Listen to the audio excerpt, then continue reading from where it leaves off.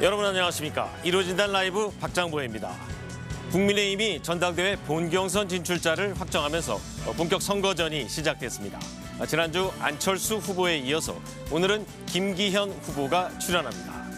이어지는 순서에서는 헌정사상 첫 장관 탄핵 소추안 가결, 그리고 이재명 민주당 대표의 검찰 출석 등 여러 가지 정치 현안에 대해서 심도 있게 분석하고 전망합니다.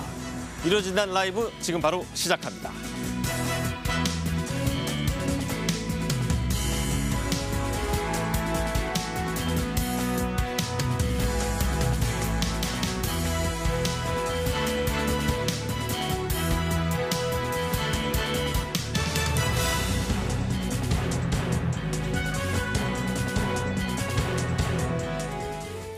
네, 오늘은 국민의힘 김기현 후보 함께 했습니다.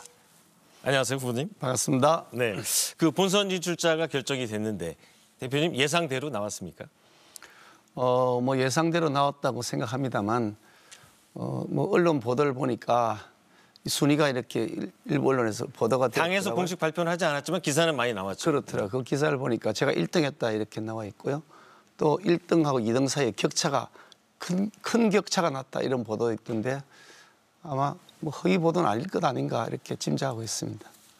네, 그 지금까지 이제 여러 가지 여론조사 기관에서 지지율 추이라든지 그리고 특히 이제 양강 구도가 형성이 됐으니까 김기현 후보와 안철수 후보 지지율이 엇갈리기도 했고요. 또 여론조사 기관에 따라서 어느 후보가 1등 또 어느 후보가 1등. 하지만 이거는 당원들을 대상으로 한 조사는 아직까지 아니었거든요. 그래서 이 본경선 이 진짜 당원들을 조사 대상으로 해서 한 거니까 본경선 진출자가 상당히 의미가 있다고 보는데 그거를 통한 판세 분석은 이 금후보 측 진영에서는 어떻게 하세요? 우리 당 당원들이 책임 당원 당비를 내는 당원들 기준 한 4만 명 된다고 하는데요. 지역별 분포에 맞추고 또 연령 분포, 남녀, 성별 분포를 다 맞춰서 전국 6천 명을 샘플을 뽑았다고 합니다. 6천 명을 전화를 해서 누굴 지지하냐를 물어보고 구체적으로 답변을 들은 것이 6천 명이 되는 거죠. 네. 그 6천 명 중에서 지지하는 분포에 따라서 순위를 정한 것인데 거기에서 이제 1등이 나왔고 또 큰 격차가 났다라고 하는 것은 앞으로 뭐 결과적으로 보면 진행 과정에서 김기현이가 이긴다고 하는 그런 중요한 뭐 어떤 지표가 아닐까 생각하고요. 네. 그거하고 상관없이 저는 처음부터 진지하고 아주 겸손한 자세로 우리 당원들의 마음을 얻기 위한 노력을 해왔고 지금도 치열하게 그 현장을 누비고 다니고 있습니다. 네. 작년 8월부터 시작했으니까 오랫동안 제가 준비를 했거든요. 그래서 당심, 현장에서 느끼는 당심은 김기현이가 돼야 우리 당이 내년 총선을 이길 수 있다. 이런 의지가 확고하게 느껴집니다. 자, 그러면 시청자 입장에서 우리 김기현 후보는 왜 집권당의 당대표가 되려고 하십니까? 많은 우리 당원들은 우리 당이 이제 더 이상 갈라져서는 안 된다, 쪼개지면 안 된다는 아주 절박한 심정들을 가지고 있습니다. 지난 몇 달 전에 사실은 우리 당 내부에 많은 갈등이 있었고요. 그것 때문에 결국은 이제 당 체제가 비상체제로 전환되었다가 이제 정상체제로 복귀하는 그런 우여곡절을 겪었는데 네. 또다시 당이 쪼개진다거나 안정이 해쳐지면 안 되겠다. 그래서 제일 중요한 첫 번째는 안정이다라는 의지가 확고하게 느껴지는데 안정을 하는 데는 역시 김기현이가 정통 뿌리를 가지고 있는 그런 당원 지도자로서 적합하다 이런 말씀들을 많이 주고 계시고요. 거기다가 안정만 하면 되는 것은 아니다. 개혁 과제들을 드라이브를 걸어야 되는데 여당이 됐는데 개혁 과제들을 드라이브를 걸지 못하고 계속해서 현실에만 안주하면 그러면 왜 대통령 바꿨느냐 하는 그런 근본적 의문들을 가질 수밖에 없게 되거든요. 네. 그런데 이렇게 개혁 과제를 완수하려면 당내 대통합을 통해서 리더십을 보여야 됩니다. 그 리더십을 보이는 것은 역시 그동안 제가 원내대표 1년을 하면서 대통령 선거를 치렀거든요. 그 대통령 선거 과정에서 제가 보여드렸던 리더십. 김기현이가 맡기니까 일 잘하더라. 드라이브를 걸어서 싸울 건 싸우면서 또 협상할 것도 협상해서 이기더라. 네. 그러니 이 내년 총선을 앞둔 이 위기 상황에서 역시 최고의 해결사는 김기현이다. 이런 뜻을 우리 당원들이 많이 보여주고 있는 것이 아닌가 뭐 그렇게 생각합니다. 네, 지금 총선을 말씀하셨는데 사실 이번에 뽑힌 당대표가 내년 4월에 치러지는 총선거의 당의 얼굴 아니겠습니까? 총선 전략은 어떻게 세우고 계세요? 총선 전략은 무엇보다 우리가 일을 잘 해야 됩니다. 일을 잘 하지 않으면 여당을 누가 신뢰하겠냐 이거죠. 그러니까 당대표가 누군지 여부가 중요한 것이 아니라 대통령과 당이 호흡을 잘 맞춰서 일을 잘 하느냐. 그게 중요한 것인데 일을 잘하려면 어떻게 되느냐. 결국은 대통령과 호흡이 잘 맞아야 된다. 대통령하고 우리는 운명 공동체거든요. 네. 따로따로 살림이 아닌 겁니다. 그러니까 협조할 거 협조하고 또 치열하게 토론할 것은 토론하고 그런 다음에 원팀이 돼서 국민들 앞에 나타나야 된다. 그것이 일로 성과를 내는 것이고 일로 성과 낼 뿐만 아니라 우리 당이 분당이 되거나 이런 사태가 되면 굉장히 위험해집니다. 그래서 네네. 당내 대통합을 해야 된다. 대통합을 하는 것은 제가 그동안 정치 활동을 통해서 보여드렸던 것처럼 당내 많은 의견들이 나눠집니다. 뭐 똑같은 생각을 다 가진 사람이 어디 있겠습니까? 그런데 그걸 잘 수렴해서 설득할 것은 설득을 하고 또 아닌 것은 아니라고 내가 명확하게 선을 긋고 가야 될 길이 있으면 마음을 합치자고 이렇게 그 마음을 얻기도 하고 그와 같은 형태로 연대와 포용과 당평 제가 이 세 가지 슬로건을 내걸고 있는데요. 네네. 그렇게 해서 당을 대통합해 갈 수 있도록 하겠다. 이렇게 당원들에게 말씀드리고 있습니다. 예. 지금 이제 총선에서 당의 얼굴이 이제 대표라면 이 총선이 윤석열 정부의 중간평가 성격이 늘 있지 않습니까? 대통령의 중간평가 성격이 있어서 대통령이 일을 잘했다 안 했다도 국민들이 판단하는 기준이 될 텐데 그렇다면은 우리 김기현 후보는 윤석열 대통령과 소통을 자주 하시나요? 대통령과 소통을 자주 하죠. 소통을 주로 어떻게 하십니까? 전화를 하세요? 아니면 문자로 하십니까? 뭐 전화도 하고요. 뭐 문자로도 주고받고요. 또 만나기도 하고요. 네. 뭐 여러 가지 방법으로 아주 아주 긴밀하게 여러 가지 현안들에 대한 의견을 주고받죠. 다만 이제 전당대 국면으로 들어와서는 여러 가지 또 뭐 민감하지 않습니까? 그래서 전당대 국면에 들어와서는 연락을 굉장히 이게 사실은 자제하고 있는데 그 이전에 전당대 국면 이전에는 주요 국정 현안들이나 민심의 동향에 대해서 많은 얘기를 나눠왔지요. 예.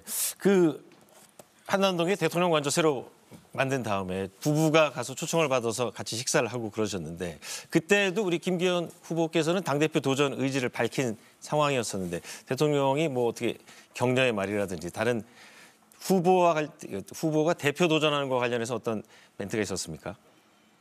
그 자리는 그런 성격의 자리가 아니었고요.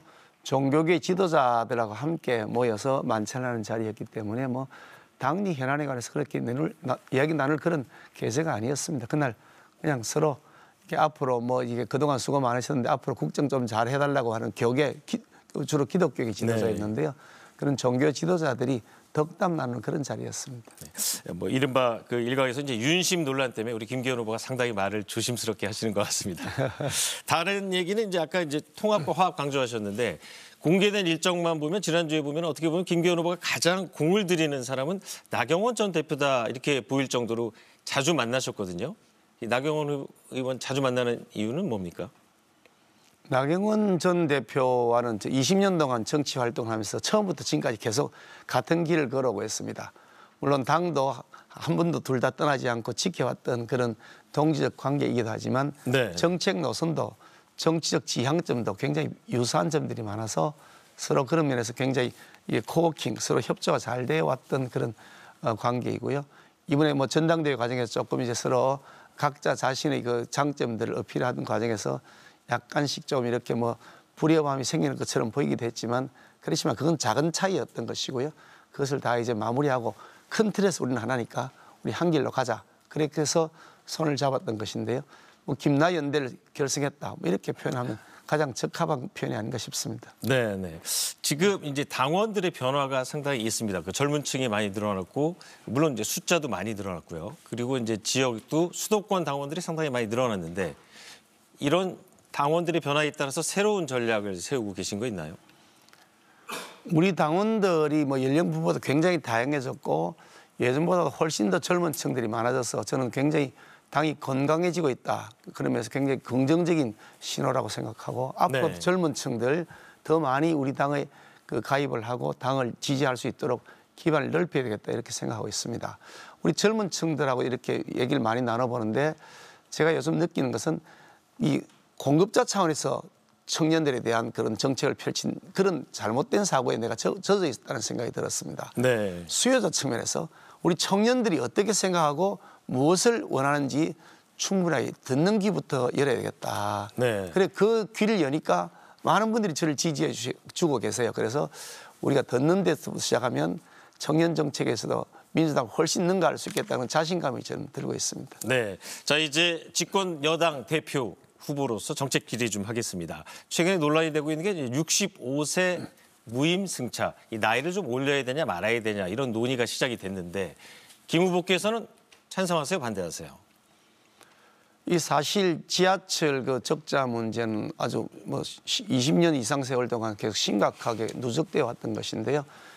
다 지금 폭탄 돌리하고 있습니다. 폭탄인 줄 뻔히 알면서도 이거 손대면 표 떨어진다는 생각 때문에 국가 지도자들이 사실상 방치해 왔던 것이고요. 네. 지방 서울시 같은 지자체는 지자체가 책임 못 지겠다. 중앙정부 책임지라 그러고 중앙정부는 지방자치단체 책임지라 이렇게 얘기를 하는데 그러더라도 뭐 지방세든 국세든 다 국민 세금입니다. 그러면 미래 세대는 어떻게 할 거냐.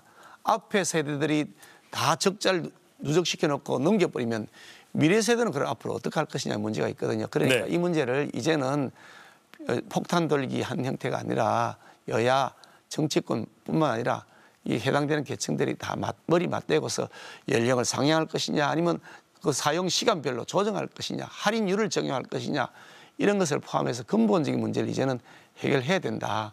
이제는 서로 조금씩 양보하는 그런 뭐 대승적 결단이 필요할 때가 아닌가 생각합니다. 네, 네. 이 미래 세대 얘기하니까 또 미래 세대와 관련된 또 다른 이 정책 이슈가 바로 국민연금 개혁안입니다.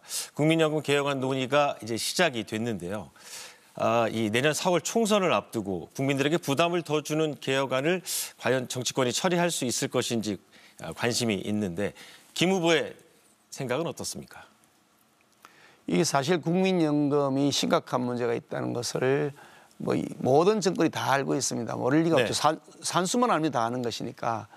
그래서 우리 박근혜 전 대통령 시절에 연금에 손을 댄 적이 있습니다. 그때 공무원연금 공무원연금을 손을 댔죠. 사실 네. 그러면서 차츰차츰 이제 공무원연금, 국민연금, 군인연금, 사학연금 이런 4대 연금들을 다 이게 골고루 키를 맞추려고 노력을 시작했는데 그때 연금에 손대지 않으면 국가적으로 위기에 봉착한다는 인식 때문이었는데 결국 그 손댔다가 우리 당으로서 엄청난 타격을 받았습니다. 네, 네. 손해를 보는 계층들이 생기잖아요. 아무래도 더 많이 내고 덜 받아가는 구조가 될 수밖에 없지 않습니까? 그게 개혁의 어려움 아니겠습니까? 그렇죠. 이제 그런 위험을 감수하면서 갔는데 근데 문재인 대통령 임기 5년 내내 단 하나도 손 안 댔습니다.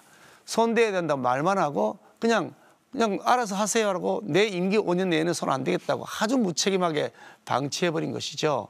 그 상태에 이제 적자가 더 많이 누적된 상태로 넘어왔습니다. 네. 그런데 저는 용기 있는 국가 지도자라고 한다면 이런 경우에 국민 여러분 이렇습니다고 호소하고 정치적으로 어떤 손실이 감수된다 하더라도 국가의 지도자는 그런 비전을 제시하고 국민들을 설득해야 되는 것이 아니냐 하는 그런 역사적 사명을 저는 사실 느끼고 있습니다. 네, 네. 자, 다음 정책 질문입니다. 그 북한의 열병식이 최근에 있었는데 북한 핵무기에 대한 위협이 실질적으로 다가오고 있는데 우리나라를 지키기 위해서 여러 가지 대응 방안 중에 한국의 독자적인 자체적인 핵무기 개발도 필요하다라는 의견이 있습니다. 김 후보께서는 찬성하십니까? 반대하십니까?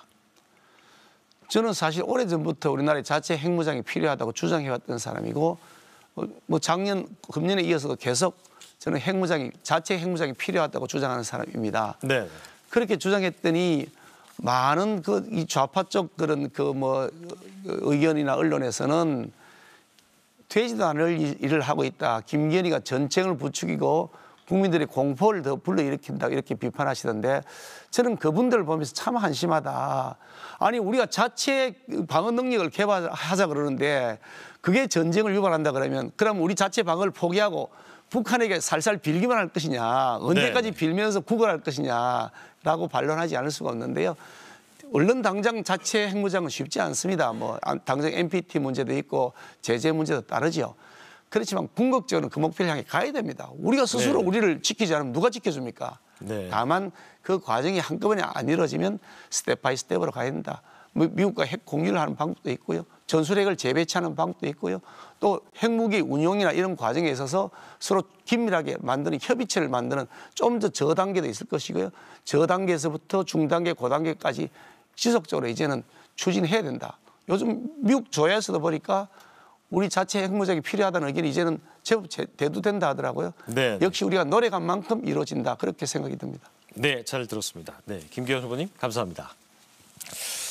네, 이 김기현 후보와의 대담은 지난주 안철수 후보와의 대담에 비해서 상대적으로 짧게 진행이 됐습니다. 김기현 후보 측에서 다음 일정을 위해서 이 비행기를 타야 되기 때문에 생방송 시간을 좀 줄여달라는 요청이 있었음을 알려드립니다.